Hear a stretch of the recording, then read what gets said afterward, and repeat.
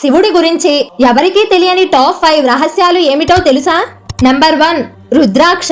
రుద్రాక్ష కేవలం మాల కాదు. శివుడు కన్నీరు కార్చినప్పుడు భూమిపై పడిన బిందువులే రుద్రాక్షలుగా మారాయని శాస్త్రాలు చెబుతాయి. అందుకే రుద్రాక్ష ధరించిన వాడు శివుని శక్తిని తనలోకి తీసుకునే వాడవుతాడని అర్థం. నంబర్ 2, శివుడి మెడలో పాము. శివుని మెడలో ఉన్న పాము 3 చుట్టులు తిరుగుతుంది. అవి భూత, వర్తమాన, భవిష్యత్తు కాలానికి ప్రతీక. అంటే కాలం మొత్తం శివుడి నియంత్రణలో ఉంది. కాలానికి భయపడేవాడు మనిషి, కాలాన్ని ధరించేవాడు శివుడు అని అర్థం. నంబర్ 3, నంది రహస్యం. శివుడి ముందు నంది ఎందుకు ఉంటాడో తెలుసా?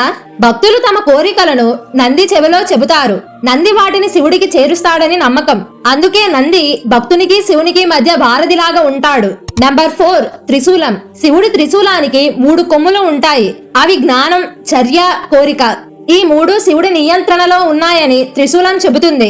నంబర్ 5, శివుడి 3వ కన్ను. ఒకసారి పార్వతీదేవి శివుని కళ్ళు మూసింది. అంతే, ప్రపంచమంతా చీకటిలోకి వెళ్లిపోయింది. అప్పుడే తెలిసింది శివుడు కేవలం దేవుడు కాదు, వెలుగు, చైతన్యం, సృష్టికి ప్రతీక అని.